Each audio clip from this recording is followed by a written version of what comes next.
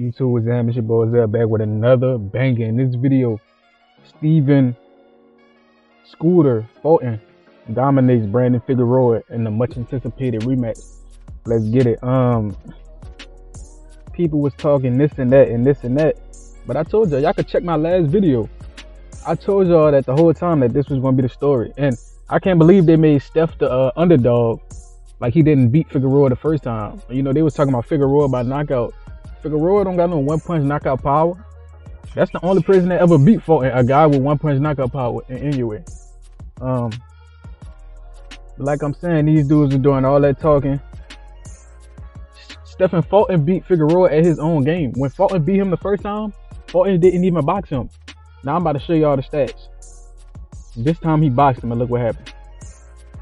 All right, let's go from, let's see how many rounds Steph won. This the CompuBox numbers from last night. Fulton 7-4. That's 1, 2, 3, 4. One round 5, 6, 7, 8. He lost number 9. He won round 10, 11, and 12. That means he beat him 11-1. And all these dudes is talking about Figueroa gonna knock out Steph. Steph beat him 11-1. Steph outboxed him the first 6, 7 rounds, and then after that he fought him on the inside and started beating him up. And you could tell it was complete domination, because the longer the fight went on, the more punches Steph started landing. The longer the fight went on, the more punches Steph started to land. So men lie, women lie, more numbers don't lie. You can't argue with these numbers.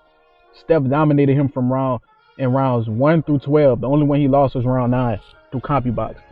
So this was a domination. And this time he stuck to the game plan. This time he had Bozy Ennis in his corner, and Bozy Ennis told him, hey, we gonna box this dude head up. All you know how to do is fight on the inside. When you're fighting a dude who only can fight on the inside and you know how to box, why not box him? Embarrass him, make him look stupid. And that's what Steph did. Steph made him look like he ain't belong enough. And one of these ring announcers, I forgot his name, but this dude was so biased. He was damn near about to cry, because they was saying Figueroa looked like trash. He was about to cry. He was talking about, you don't know, maybe the judges might score for the aggression. I'm like, bro, it got to be effective aggression. What are you talking about? Dude was getting in his feelings because they was telling him the truth, that Figueroa was losing. You can even, like, these numbers, how you gonna argue against these numbers? He was trying to argue against the numbers. I forgot that commentator name, but I gotta find him. He was so terrible. He was about to cry because Figueroa was losing so bad. It was hilarious, actually. But yeah, he stuck to the game plan, refused to fold to the pressure. And those fans that was at the fight in Vegas, let's be honest, we know most of them was Mexican. We know, but they was terrible. Because it's cool if it's a large Mexican crowd, but y'all gotta give dudes props when they win. Steph dominated this dude, right? And the whole time he was dominating Figueroa, all I heard was boos. They was booing Steph while he dominating Figueroa. I'm like, oh man, check these niggas out. He wasn't cheating them. He was beating them fair and square, busting them up. And they was complaining and crying and booing. And then when Steph was celebrating his win, they still booed him. I almost threw up, bro. I was sick to my stomach. I'm like, the amount of hatred this dude get for just trying to be, he great. He a 2-division champ. He fought for undisputed. He lost, but he fought for undisputed. He a 2-division champ. This dude is, bro, just keep unified, Steph. Fuck it. Make him more mad. Unified. Make him more mad. Steph that guy. Steph slowly becoming one of my favorite fighters. Right? Yeah, but that was disgusting how they treated this man after the best victory of his life. Figueroa was the most impressive win of his career. Because the first time they said it was close, Figueroa was questioning if Steph won. This time wasn't no questions. Wasn't no excuses. Steph bust him up. And I'm proud of him, bro. People wrote the man off after he lost to one of the top 5 best fighters in the world. The top 5, pound for pound, obviously Bud, Usyk, Inoue, Tank, and whoever you want to throw in that 5. Bivol, Beterbiev, Benavidez, Canelo, whoever you want to put at 5, it don't matter. But Inoue definitely top 5.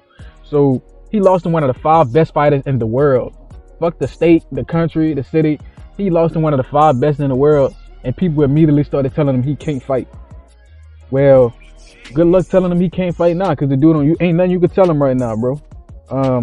And boxing culture was so toxic, right? After you took an L, people wrote you off like you were never good. But now we can see, it's a lot of cards, man. Now we can see that taking an L, it don't mean your career over. It mean your career just begun. Because after you take an L, it gets you something to work for. Can you go beat that guy? When Jermell Charlo took his first L to Tony Harrison, guess what they did? They ran it back, and he got it back in blood. right? And Morrell took an L last night, but I'm gonna talk about that in my other video. That was a very good fight. Benavidez won 8-4, somewhat competitive fight. He went 4 more rounds.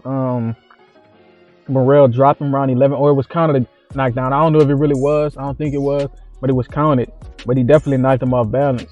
It looked good, but the ref took a point away for a late hit, which was crazy. But I'm gonna talk about that in my next vid. But yeah, it's how you bounce back, right? And I'm glad that boxing fans are now noticing that it's not about how you take it; it's about how you bounce back.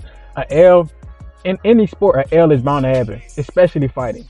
Fighting is like the sport where being undefeated is almost impossible, but if you do it, you're one of the greatest. That's why Floyd called himself the best ever, because he was undefeated.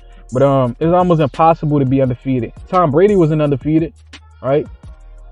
The only people that was undefeated is Michael Jordan and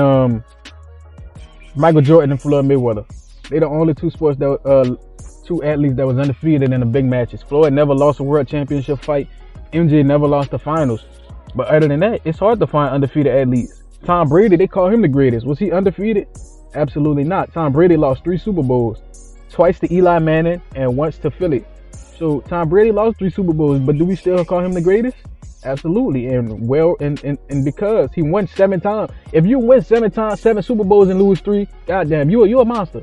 Right? If you lose one boxing match and win 25, you a monster. But let me know what y'all think. Like, comment, subscribe, and share this. Till next time.